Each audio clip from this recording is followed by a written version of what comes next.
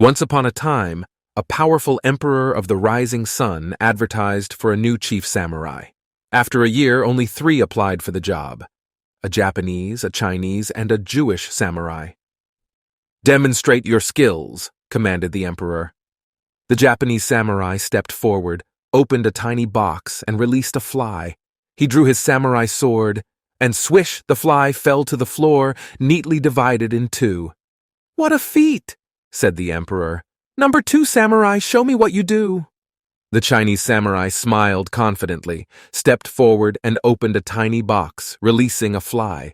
He drew his samurai sword, and swish, swish, the fly fell to the floor, neatly quartered. "That is skill," nodded the emperor. "How are you going to top that, number 3 samurai?" The Jewish samurai, Hiroshi Cohen, stepped forward, opened a tiny box, releasing 1 fly, drew his samurai sword, and swoosh flourished his sword mightily, but the fly was still buzzing around. In disappointment, the emperor said, "What kind of skill is that? The fly isn't even dead." "Dead?" replied Cohen in contempt. "Dead is easy. Now circumcision, that takes skill." The IRS decides to audit Grandpa and summons him to the IRS office.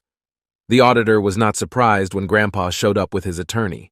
The auditor said, "Well, sir, you have an extravagant lifestyle and no full-time employment, which you explained by saying that you win money gambling. I'm not sure the IRS finds that believable." "I'm a great gambler and I can prove it," says Grandpa. "How about a demonstration?" The auditor thinks for a moment and said, "Okay, go ahead." Grandpa says, "I'll bet you $1,000 that I can bite my own eye." The auditor thinks a moment and says, "It's a bet." Grandpa removes his glass eye and bites it. The auditor's jaw drops. Grandpa says, "Now I'll bet you $2,000 that I can bite my other eye." Now the auditor can tell Grandpa isn't blind, so he takes the bet. Grandpa removes his dentures and bites his good eye. The stunned auditor now realizes he has wagered and lost $3,000, with Grandpa's attorney as a witness. He starts to get nervous. "Want to go double or nothing?" Grandpa asks. "I'll bet you $6,000 that I can stand on one side of your desk and pee into that wastebasket on the other side and never get a drop anywhere in between." The auditor, twice burned, is cautious now, but he looks carefully and decides there's no way this old guy could possibly manage that stunt, so he agrees again. Grandpa stands beside the desk and unzips his pants, but although he strains mightily, he can't make the stream reach the wastebasket on the other side, so he ends up urinating all over the auditor's desk. The auditor leaps with joy, realizing that he has just turned a major loss into a huge win. But Grandpa's own attorney moans and puts his head in his hands. "Are you okay?" the auditor asks. "Not really," says the attorney. "This morning, when Grandpa told me he'd been summoned for an audit, he bet me $25,000 that he could come in here and pee all over your desk and that you'd be happy about it." A woman takes her little boy to visit their dead relatives' gravestones at a cemetery. The little boy has never been to a cemetery before. The woman first takes her son to her grandmother Annie's gravestone. The initials under Annie's name say R.I.P. The little boy asks, "Mommy, what does R.I.P. stand for?" His mother replies, "It stands for rest in peace. That means we wish for Grandma Annie's spirit to find peace in the afterlife." Then they come across the gravestone of the woman's Uncle Joe. The little boy asks, "Mommy, what does R.I.H. stand for?" pointing to the initials printed under Uncle Joe's name. "We really didn't like Uncle Joe," said his mother. "Hi there. I'm Bob. I'm 80.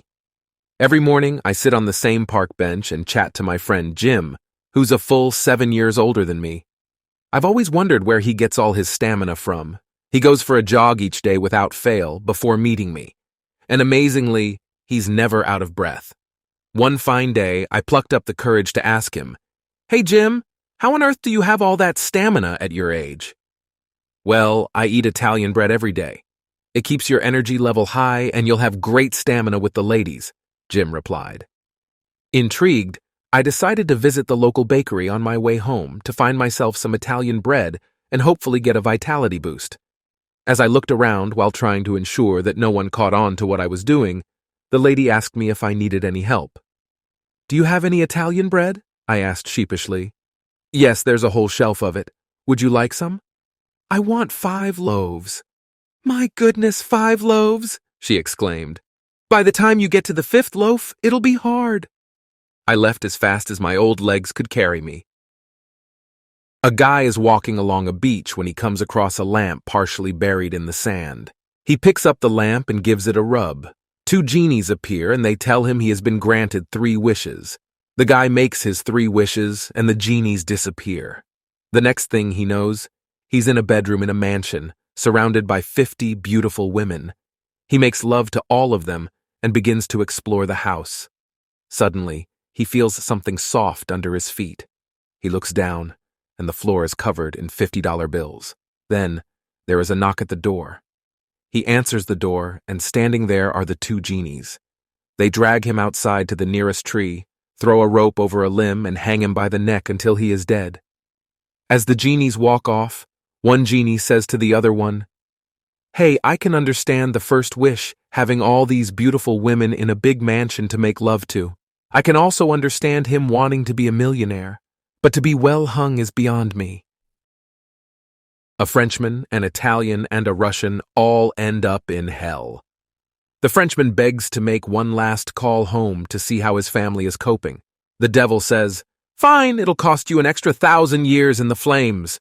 The Frenchman agrees and tearfully listens to his wife sleeping with his brother. The Italian begs to call home to see how his daughters are doing.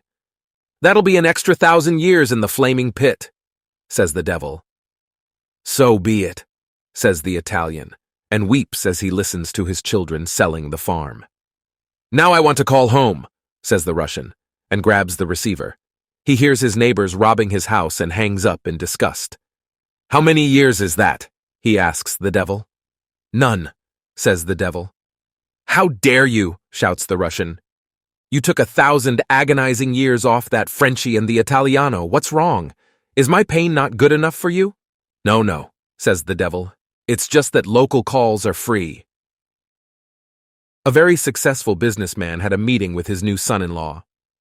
"I welcome you into the family," said the man. "To show you how much we care for you, I am making you a 50 partner in my business. All you have to do is go to the factory every day and learn the operation." The son-in-law interrupted. "I hate factories. I can't stand the noise." "I see," replied the father-in-law. "Well, then you'll work in the office and take charge of some of the operations." "I hate office work," said the son-in-law. "I can't stand being stuck behind a desk." "Wait a minute," said the father-in-law. "I just made you half owner of a money-making industry, but you don't like factories and won't work in an office. What am I going to do with you?" "Easy," said the son-in-law. "Buy me out." When I was about 7 years old, I accompanied my father to the funeral of a co-worker of his, someone I didn't even know. When we got there, I stood in a corner waiting for the time to pass. A bitter-looking man approached me and said, "Enjoy life, kid. Enjoy it because time flies. Look at me now, I didn't enjoy it." Then he passed his hand over my head and left. My father, before leaving, took me with him to pay honors to his friend. When I looked in the coffin, I was horrified to see that the man in the coffin was the same man who had spoken to me. I was so traumatized I couldn't sleep properly. I had terrible nightmares. I was terrified of being alone. I saw many psychologists, endured much turmoil throughout my adolescent years. It got better as I aged, but I would still occasionally wake up screaming in fear. It was many years later when I discovered something remarkable that completely changed my life. That bastard had a twin.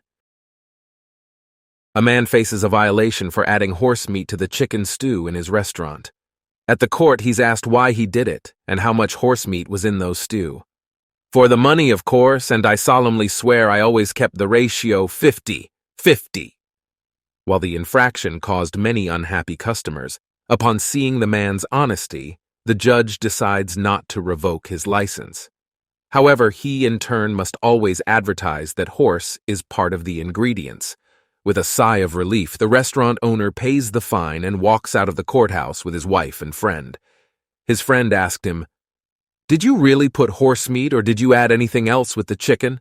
"Nope," Only horse meat and chicken. Now tell me the truth, man. Come on. It was mostly horse meat, wasn't it? Nope. It was always 50-50. 1 horse per 1 chicken.